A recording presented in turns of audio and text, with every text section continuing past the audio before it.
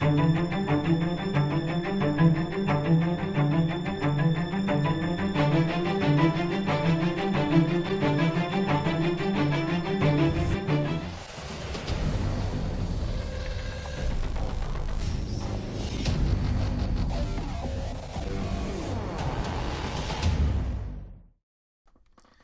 2020 election misinformation challenge to YouTube.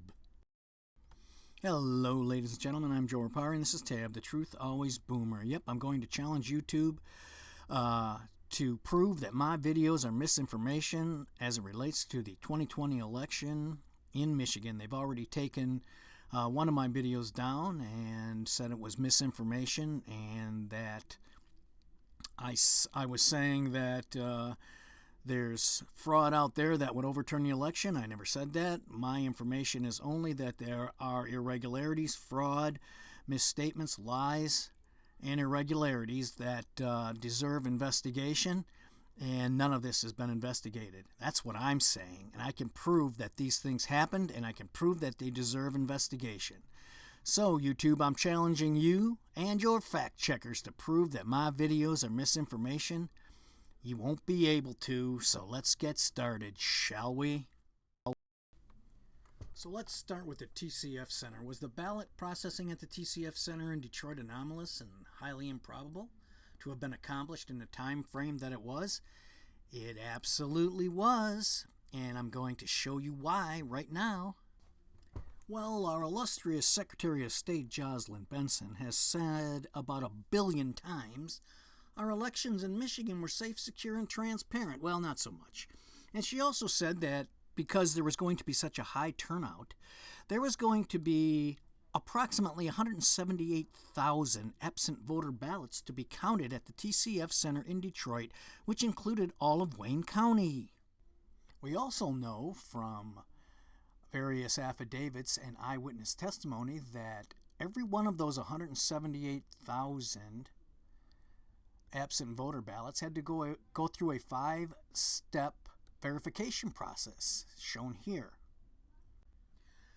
So briefly, that 5-step verification process is as follows. Position number 1 slits open the envelope. Position 2 verifies the ballot number against the voter registration on a laptop.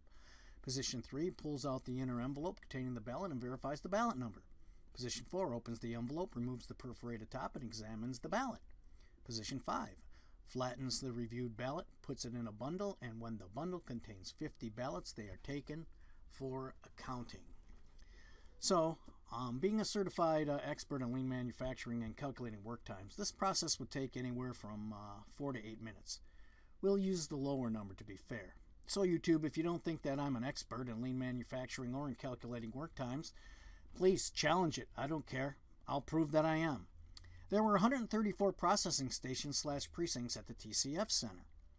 There were 5 shifts at 7 hours per shift for processing. That equals 35 hours.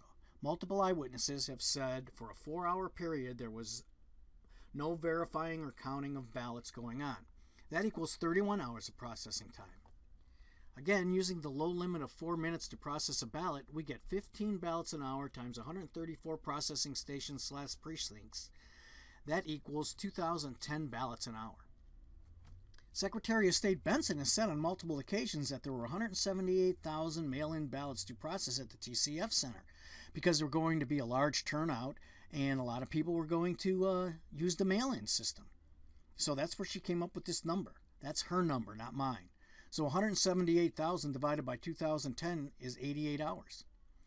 So, here's the kicker, ladies and gentlemen. How did the TCF Center process 178,000 ballots in 31 hours? It should have taken them at least 88 hours. To add even more irregularity to this situation, Chris Thomas, who advised Detroit officials for the November 3 election, said the verification process took place prior to the ballots being delivered to the TCF Center, in accordance with state law regarding the handling of absentee ballots. Well, that very well may be true, but this statement is totally contradictory to eyewitness testimony and the diagrams of the stations and the precincts. The ballots were definitely opened, reviewed, verified, counted, and stored. Hundreds of people saw that happening at the TCF Center. Well, there you go, YouTube. Prove that that's misinformation. I double, triple dare you. You won't be able to, because that's all facts. Every single thing I just said happened. And you're not going to be able to say that that's misinformation. Even though you'll say it's misinformation because I'm talking against your narrative for the 2020 election, and your agenda is political and not about misinformation. Like I said, the only misinformation is your misinformation saying that my information is misinformation. So there you go, YouTube. It's up to you. Ball's in your court.